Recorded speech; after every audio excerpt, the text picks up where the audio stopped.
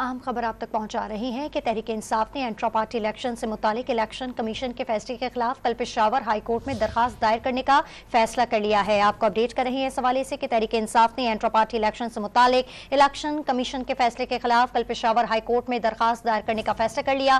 بات کرتے ہیں ڈون نیوز کے نمائندے عبدالحکیم سے۔ عبدالحکیم محمد، اپڈیٹ کیجیے گا۔